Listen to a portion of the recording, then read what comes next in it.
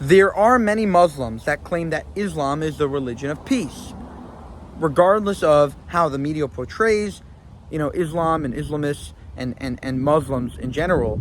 There are many Muslims that claim that Islam is a religion of peace, and that regardless of how the media portrays Muslims, in general, overall, on the whole, they're peaceful, and they don't really commit that many terror acts compared to their population size. Now, the problem with that is that there are a disproportionate Now, the problem with that is there are 2 billion Muslims in the world. And yes, most of them do not commit terror acts, but a lot of them, or a good portion of them, a small percentage, but a good portion of people do. So, regardless of the fact that it may be 5, 10, 15, 20, 25% of Muslims that commit these heinous acts, that still amounts to hundreds of millions of people. Watch how this woman breaks it down perfectly, and how the silent majority doesn't make a difference. Allow me to elaborate with my answer.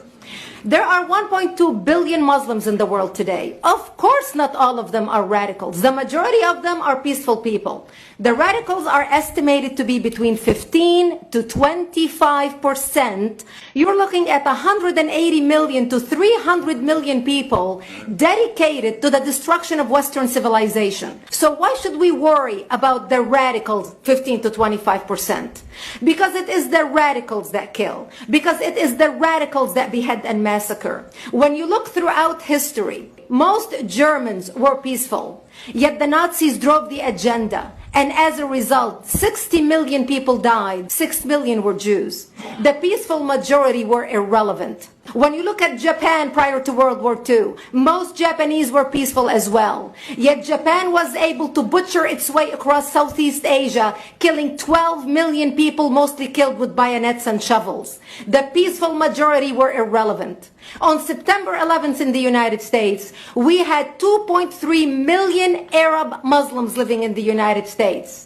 It took 19 hijackers, 19 radicals to bring America down to its knees, destroy the World Trade Center, attack the Pentagon, and kill almost 3,000 Americans that day. The peaceful majority were irrelevant. And since you brought